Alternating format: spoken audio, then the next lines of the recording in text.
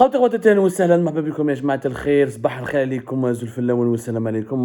que vous allez bien, j'espère que vous vous portez bien, j'espère que votre morale et votre santé sont au beau fixe en dépit de toutes les incertitudes et les problèmes socio-économiques et politiques qui malheureusement gâchent le bonheur d'être algérien ou là de vivre dans notre chère Algérie qui nous manque tant. البارح يا جماعة, c'était très intéressant ce qui s'est passé. Alors hier, le mardi 5 mars 2024, à 15h53, l'APS, la voix officielle de l'État algérien, l'agence de presse étatique qui relève du ministère de la Communication et qui est donc l'organe médiatique officiel de l'État algérien, a publié un texte que vous devez absolument lire. Parce que dans ce texte-là, il y a des aveux inavoués, j'allais dire entre guillemets, je vais utiliser cet oxymore. Il y a des informations qu'on peut lire entre les lignes et des données précieuses qui ont été révélées aussi entre les lignes de façon assez inconsciente, on va dire, et qui nous révèlent des informations importantes et détaillées sur l'état psychique et l'état mental du régime algérien actuel. Alors hier, l'APS, elle publie un texte totalement mystérieux qui s'appelle l'autonomie stratégique. L'autonomie stratégique. L'autonomie stratégique, c'est le texte, ils ont voulu dresser un bon bilan de Abdelmajid Tebboune. Ils ont voulu, alors le texte commence par le chapeau de ce texte de l'APS. L'Algérie est de retour. Cette affirmation souvent brandie n'a jamais pris autant de conscience que lors des années de la présidence Tebboune. Au fil des mois, la voix de l'Algérie a pris des décibels, sa diplomatie est devenue plus agressive et sa proposition internationale plus marquée. Ça, c'est le chapeau de ce texte-là. De prime abord, c'est un texte promotionnel, publicitaire, propagandiste, on va dire, qui veut convaincre l'opinion publique nationale et internationale du caractère positif, de la dimension positive ou des bienfaits du bilan d'Abdelmajid Tebboune, alors que nous sommes, comme vous le savez, à quelques mois des élections présidentielles de décembre 2024, des élections pour lesquelles Abdelmajid Tebboune n'a toujours pas exprimé ses intentions. C'est une habitude que l'APS, qui est normalement une agence de presse, qui est censée être neutre, parce que c'est de l'argent public, c'est un service public financé par de l'argent public, et le rôle d'une agence de presse, ce n'est pas de publier des éditos ou de publier des tracts, des écrits de propagande ou là, des écrits promotionnels. Une agence de presse, dans le journalisme, c'est une agence qui rapporte, elle publie des dépêches, elle rapporte les faits. C'est-à-dire, surtout une agence de presse étatique, elle est censée être le canal de communication de l'État avec son opinion publique nationale et l'opinion publique internationale. C'est-à-dire que toutes les informations et les activités du gouvernement algérien sont censées être médiatisées, décrites et rapportées par l'APS. Une agence de presse aujourd'hui, en plus de ces activités-là officielles, genre comme l'AFP, comme Reuters, c'est-à-dire d'être le porte-parole des États auxquelles elles sont rattachées, les agences de presse font ensuite des activités journalistiques ordinaires qui sont le reportage, surtout le reportage, quelques analyses socio-économiques ou politiques, mais toujours en restant dans le factuel. Une agence de presse doit rester neutre. Dans le métier du journalisme, un agencier, c'est le journaliste le plus neutre, le plus objectif. Il ne donne pas d'avis, il ne peut pas faire des éditos, il n'y a pas de caricature dans les agences de presse, c'est juste les faits, rien que les faits. On analyse les faits ou on fait un reportage dans lequel on décrit les faits. C'est le journalisme à l'état pur. C'est pour ça qu'une agence de presse, son statut, son fonctionnement est très différent d'un média électronique ou papier ou une chaîne de télévision. Là, il y a des espaces éditoriaux différents. On peut faire du commentaire, on peut faire de l'édito, on peut faire de la caricature, on peut faire de la satire. Mais une agence de presse, on ne peut pas faire cela parce qu'on est limité. On est limité juste à rapporter des faits. On est une source de la presse. La première source de la presse, c'est les agences de presse. On est là, un canal de communication entre des autorités, des sources officielles et la presse et la société. Donc, ce n'est pas moral, déjà, de publier un tel texte. Mais ce n'est pas un problème. L'APS nous a habitués, depuis l'époque du régime de Bouteflika, à tresser des lauriers ou à attribuer des bilans glorieux ou à glorifier. Elle est souvent utilisée pour glorifier le régime algérien. Sauf que dans ce texte-là, il est très intéressant, lisez-le. À la base, comme dans la psychanalyse, on parle d'un lapsus. Qu'est-ce que c'est qu'un lapsus?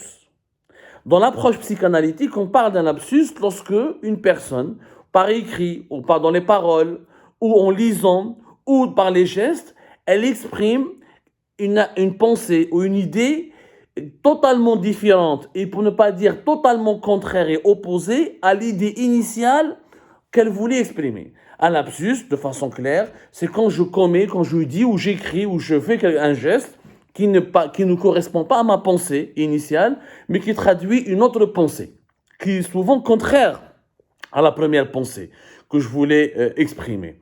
Et l'approche psychanalytique, dans la psychanalyse, il dit que le lapsus traduit des désirs inconscients, ça peut être des peurs inconscientes, des angoisses inconscientes. Il y a pas mal d'écoles dans la psychanalytique, que ce soit du Freud ou du Jung, etc. Mais en tout cas, c'est très intéressant d'utiliser, de considérer, d'approfondir, d'analyser les lapsus des gens et des personnes parce qu'ils traduisent ce qu'ils sont réellement dans leur inconscient, surtout au niveau de leur peur et de leur angoisse. Et bien dans ce texte-là, il y a beaucoup d'inconscient du pouvoir algérien qui est exprimé, qui est illustré.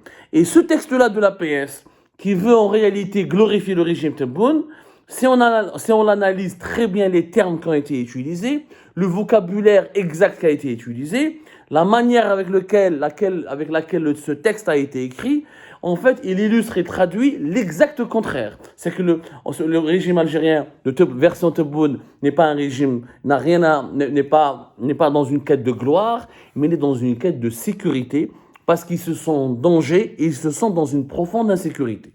Commençons à l'analyser dès le départ.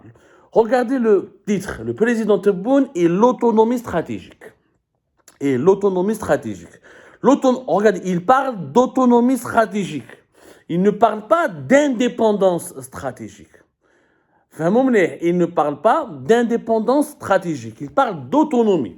En définitive, à la fin de ce texte, voilà ce qui est écrit. En définitive, le président Tebboune n'a jamais été à la recherche du prestige international de façade, mais possède un seul fil conducteur, un seul marqueur qui apparaît maintenant au grand jour, l'autonomie stratégique de l'Algérie.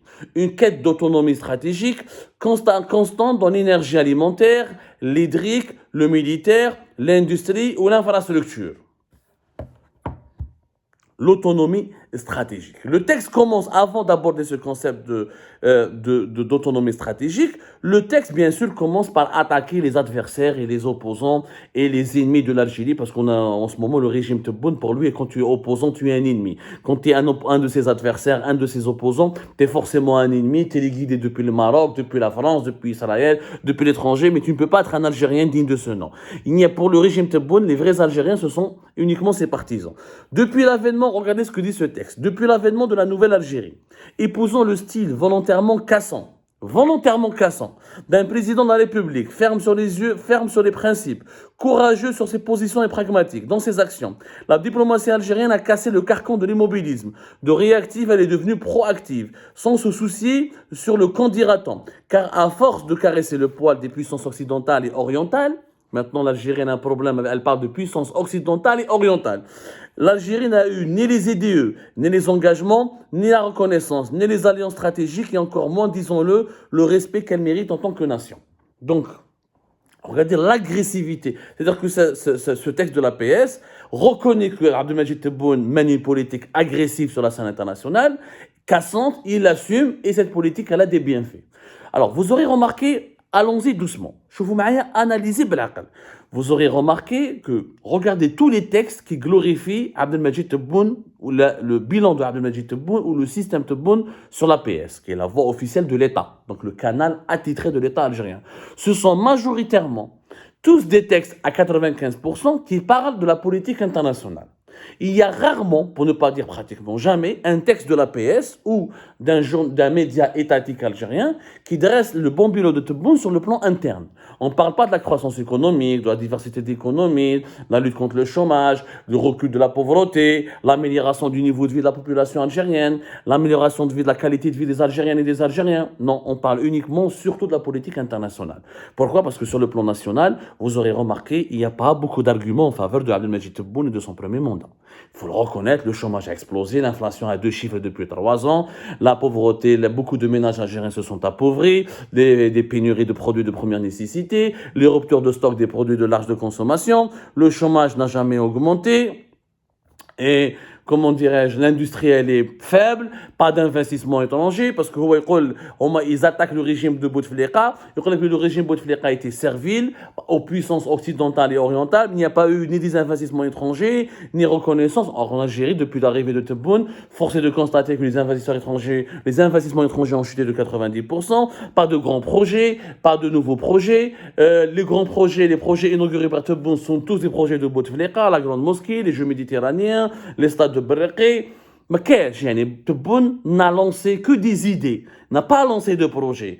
Les stations de dessalement de l'eau de mer, c'était l'idée de Bouteflika. Rarj Bilet, c'est le seul projet de Tebboune, puisque le phosphate, les projets d'exploitation des mines de phosphate de Tbessa et de Soukaras, c'est un projet du régime de Bouteflika. Et encore, Rarj Bilet, il a lancé l'idée. On n'a rien vu de concret. C'est-à-dire qu'on a passé 5 années vierges. Donc sur le plan interne, il n'y a rien tu ne peux pas faire de la propagande. Parce que la propagande, c'est du mensonge, c'est de l'exagération, c'est une amplification des faits. Mais il faut exploiter des faits réels. Or, il n'y a rien à exploiter puisque rien n'a été réalisé. Et rien n'a été fait réellement. Donc, à chaque fois qu'il y a un texte propagandiste, on évoque toujours le bon bilan de Tebboune sur le plan extérieur. Maintenant, Chauveau, en quoi c'est un lapsus? Ils n'ont pas parlé d'indépendance stratégique, ils ont parlé d'autonomie stratégique. Or, entre indépendance et autonomie, il y a quand même une grande différence. L'Algérie a toujours été, depuis son indépendance, attachée à son indépendance. L'Algérie n'est pas un pays autonome. C'est un pays qui se voulait, dans sa doctrine, depuis son existence en tant qu'État indépendant en 1962, en tant que pays indépendant. Nous défendions tous les régimes algériens avant Tebboune parlait d'indépendance. C'est la première fois qu'on voit le régime algérien, il parle d'autonomie. L'autonomie, ça veut dire quoi? Quand les sciences politiques, lisez la philosophie politique, il faut lire Yannès, il faut se documenter, c'est important de se cultiver. L'autonomie est un stade inférieur de l'indépendance. Qu'est-ce que ça veut dire un autonome? Un pays autonome, c'est un pays qui est maître de certaines de ses lois, qui édicte ses propres lois, qui gère qui a des prérogatives salahiyat pour gérer plusieurs domaines de sa vie, mais qui n'est pas encore indépendant. L'autonomie, c'est quand tu es attaché, quand tu dépends encore d'une autre entité et tu as quelques libertés pour diminuer l'impact ou l'emprise de cette dépendance. Et l'indépendance, c'est plus fort que l'autonomie. Le véritable pays libre et État libre, ce sont les pays indépendants, pas autonomes. Le pays indépendant, ce sont les pays qui sont maîtres de leur destin et qui sont rattachés, qui ne dépendent d'aucune entité. Or, l'APS ne parle pas d'indépendance, elle parle d'autonomie. Certainement, l'APS, elle voulait glorifier le régime de Tebboune. Elle ne voulait pas dire que le régime de Tebboune nous a rabaissé l'Algérie. Ce texte, dans ses mots, dans sa formulation, dans sa construction, est un éloge pour le bilan de Tebboune. Comme quoi Tebboune a rehaussé l'Algérie. Mais en réalité, rien qu'avec le titre et l'idée générale du texte, on a rabaissé le régime Tebboune. Parce que les auteurs de ce texte ont commis ce qu'on appelle dans la psychanalyse un lapsus. Ils voulaient certainement dire indépendance. Ils n'ont pas pu formuler le mot indépendance parce que leur inconscient les a trahis. Ils ont utilisé le mot autonomie parce qu'ils savent qu'en leur fort intérieur, que dans leur inconscient, l'Algérie n'a jamais été indépendante avec Tebboune. Au contraire, elle est beaucoup plus dépendante puisque nous avons eu des pénuries de produits de première nécessité, puisque nous avons eu une crise économique plus importante, une crise sociale plus importante, puisqu'on a eu des ruptures de stock de plusieurs produits de large consommation comme les médicaments, etc. Et puisque nous avons eu, surtout sur le plan international, des échecs. Elle est où l'autonomie stratégique de l'Algérie? Elle est où l'Algérie n'a pas été indépendante Sur le plan avec le régime Tebboune, elle a échoué à intégrer le club des pays émergents et puissants et réellement indépendants qui sont les pays des BRICS en août 2023. Dans l'Union africaine, on est très dérangé, très perturbé et très bousculé par le lobbying et l'expansionnisme du Maroc. Sur le plan avec nos voisins, on a eu une crise politique grave depuis décembre 2023 avec le Mali. Avec la Libye, on est très en difficulté et nous ne sommes pas les premiers pays influents comme la Turquie, les Émirats, etc. Avec le Niger, qui se rapproche de plus en plus du Maroc et qui maintient là et qui traite l'Algérie avec beaucoup de froideur. Il n'y a que la Tunisie avec laquelle nous avons de bons rapports et le pays sur lequel nous exerçons une véritable influence. Donc, sur le plan purement factuel, il n'y a pas eu d'indépendance stratégique. L'Algérie n'est pas indépendante stratégique. Chef, le conflit avec l'Espagne n'a rien ramené à l'Algérie. Nous avons voulu faire plier l'Espagne, mais l'Espagne n'a pas voulu plier. Et la pénurie des produits espagnols sur le marché algérien, comme dans la volaille et les œufs, ça a provoqué dans la fabrication du poussin, donc dans la production de la viande, des viandes blanches et des œufs, ça a aggravé l'inflation en Algérie. Et que l'Espagne a décidé de se rapprocher davantage du Maroc. En fait, durant le mandat de Tebboune, les Algériennes et les Algériens ont constaté eux-mêmes que leur pays n'est pas vraiment cette puissance régionale dont on parle. Une puissance régionale, le Mali, un pays comme le Mali, c'est-à-dire un voisin qui est pauvre, il faut le dire, qui est très modeste, qui dépendait pendant des décennies de l'aide de l'Algérie. Aujourd'hui, c'est le Mali qui nargue l'Algérie, qui snobe l'Algérie, qui critique l'Algérie, qui accuse l'Algérie officiellement. La dernière fois, on va en faire une émission. Le Premier ministre malien a accusé ouvertement l'Algérie. L'Algérie n'a jamais eu le courage, ni l'audace, ni les arguments nécessaires pour répondre aux accusations des autorités maliennes.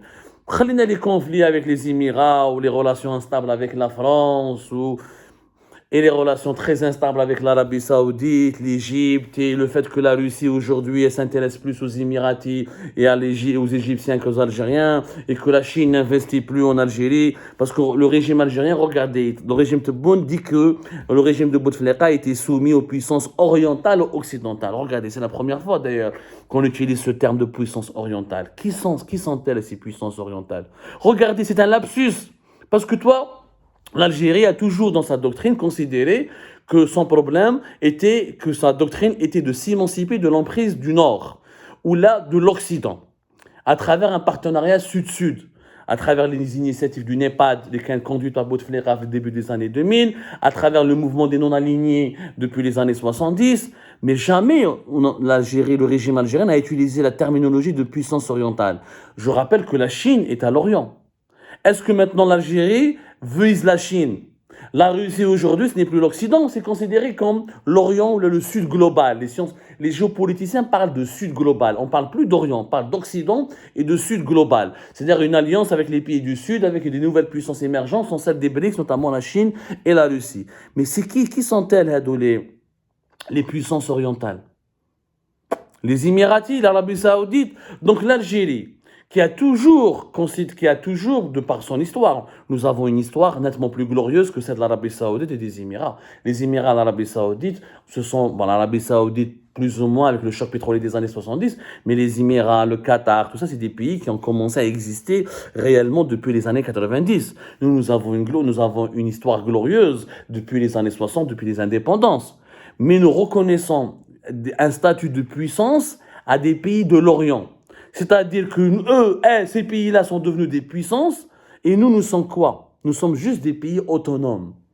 Le régime Tebboune se considère inférieur. C'est leur mot. C'est pas mes mots, c'est leurs mots. Il faut analyser, de façon... Moi, je m'intéresse beaucoup à la psychanalyse et à la psychologie. C'est important dans le travail du journalisme parce que le journaliste doit être un peu psychologue et psychanalyste de sa propre société pour comprendre les agissements de ses compatriotes et de ses dirigeants.